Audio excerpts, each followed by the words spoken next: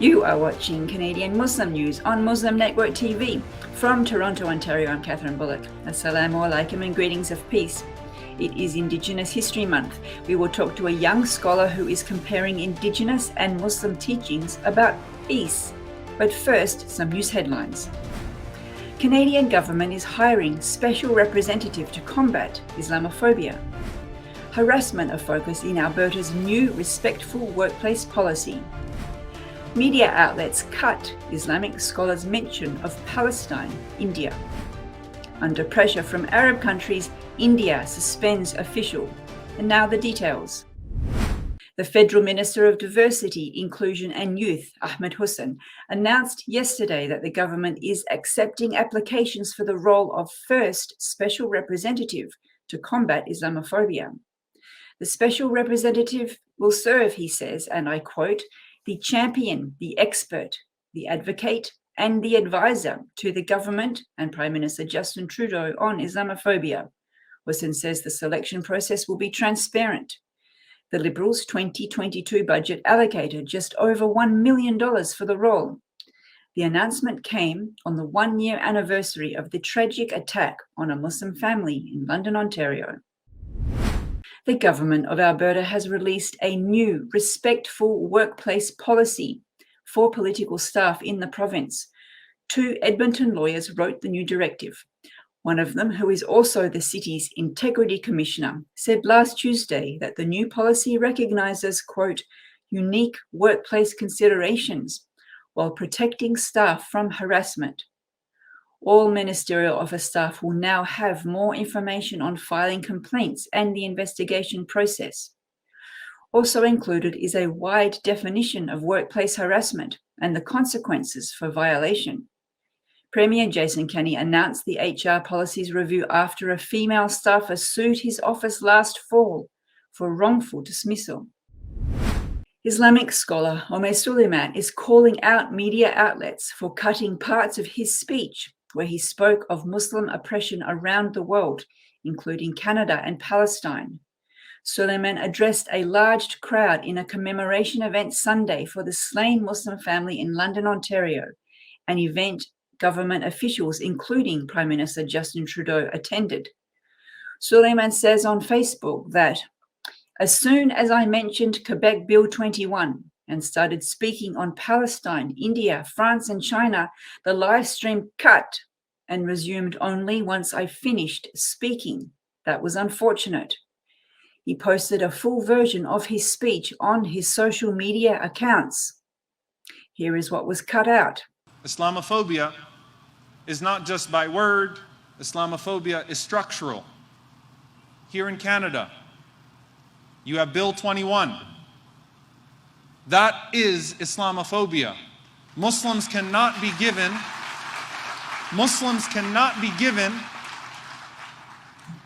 the choice between annihilation or assimilation. We ask of you to take a stand against the dehumanization of Muslims worldwide.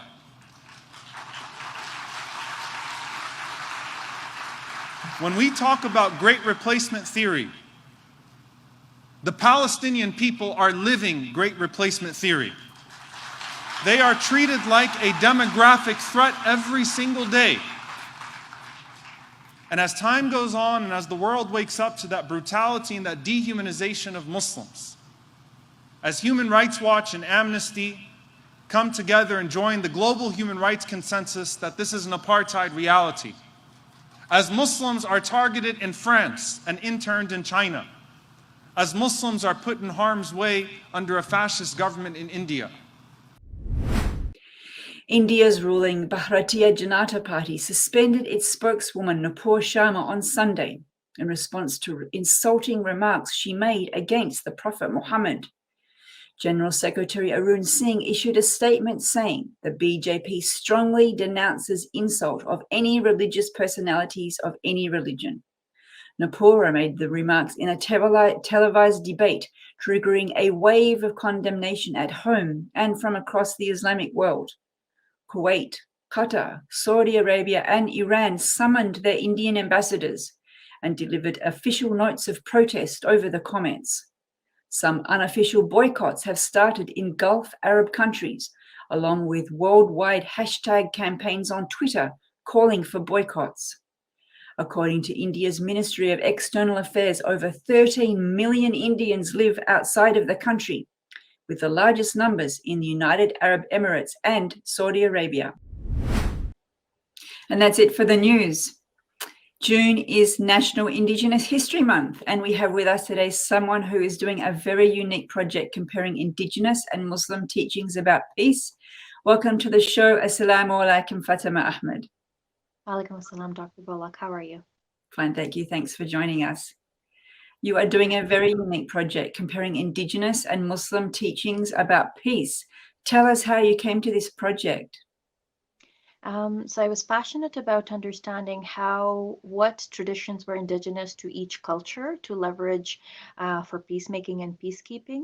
And the little time that I spent in indigenous communities, I found that there were similarities between how Muslim elders or Muslim knowledge keepers will call us to peace and how indigenous elders and indigenous knowledge keepers will call us to peace.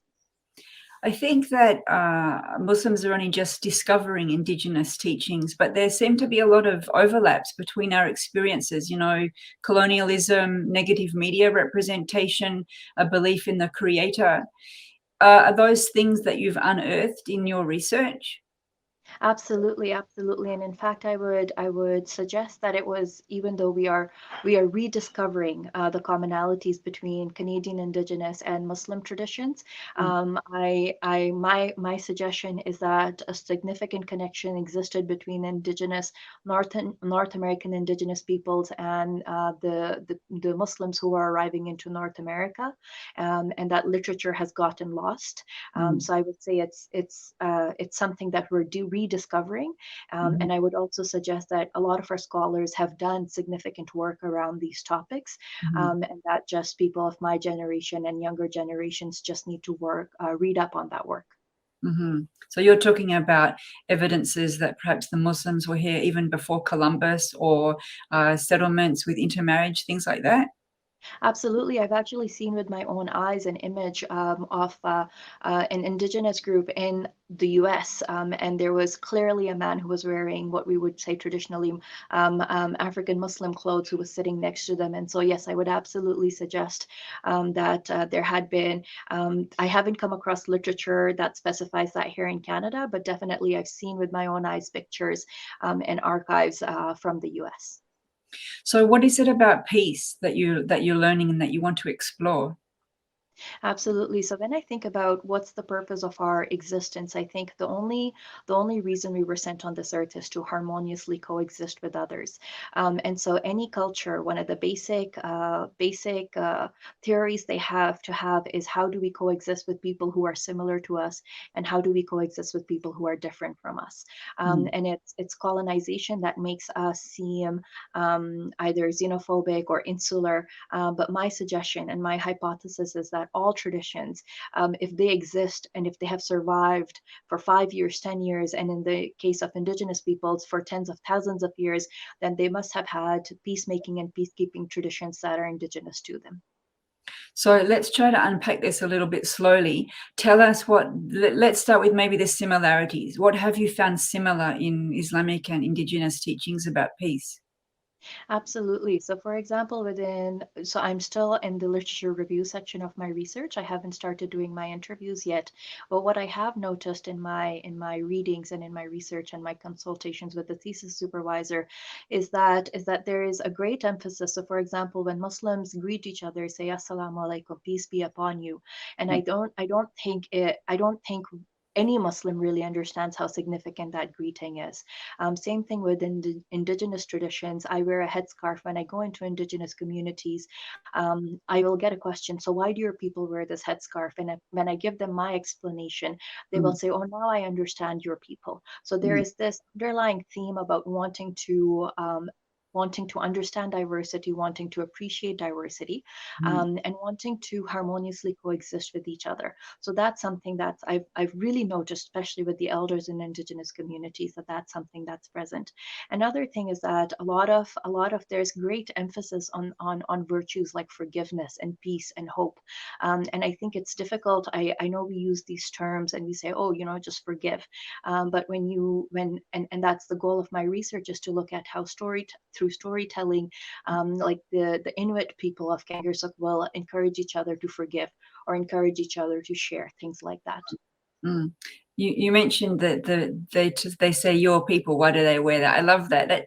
I don't know why it just sort of sounds so beautiful. Is that how they really talk to you? Absolutely, absolutely. And I want to mention the tone. You can say the same word, your people, and you can say it with a certain tone, and it can be offensive, humiliating, or it can be respectful. And so this idea that we are nations meeting with each other, that we are tribes meeting with each other, that's the word the Quran uses.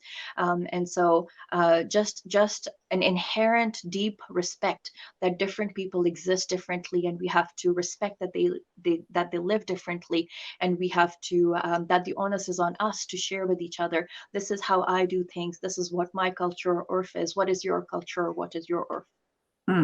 Or if you're using an Arabic word for local custom. Yeah, You mentioned the Inuit. I believe you've just come back from a long stay up north. Tell us about it.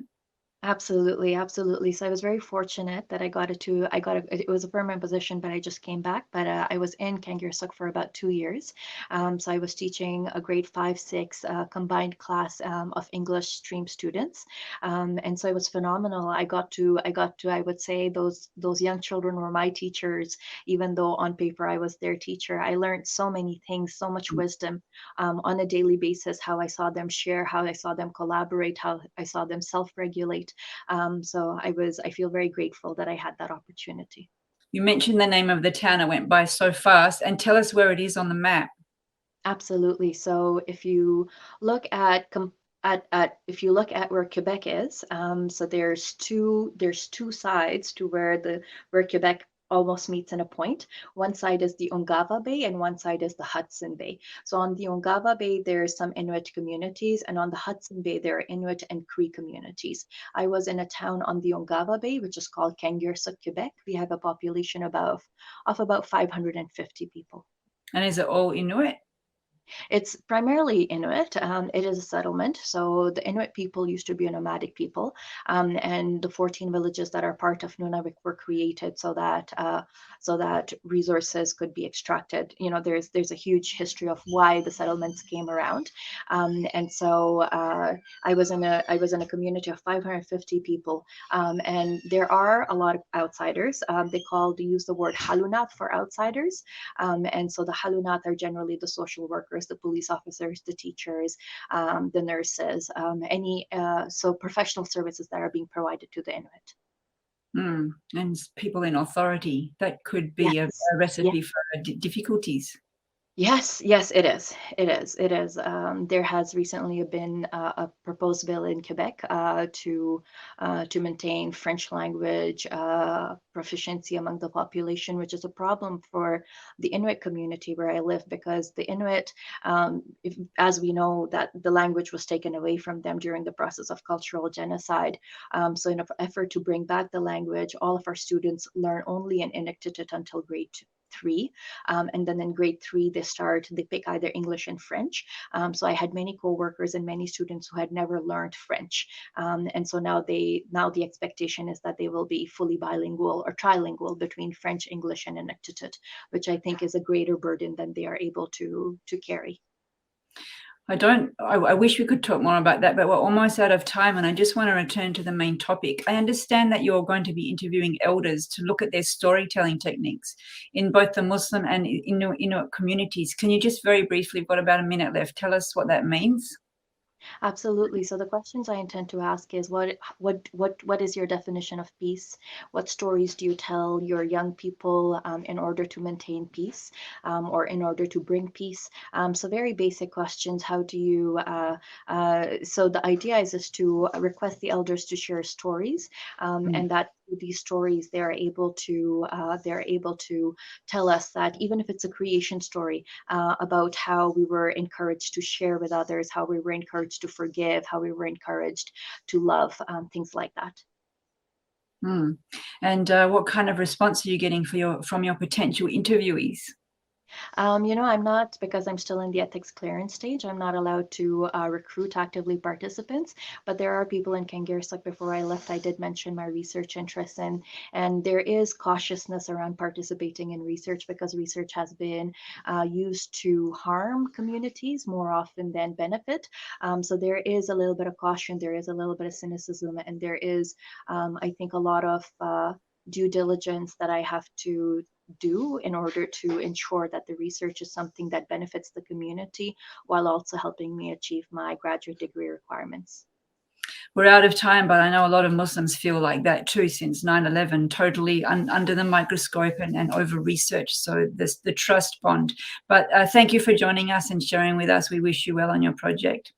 Thank you. Thank you very much. Please take care. Thank you for watching Canadian Muslim News. If you like what we do, please share, like, and subscribe. Stay safe and God bless.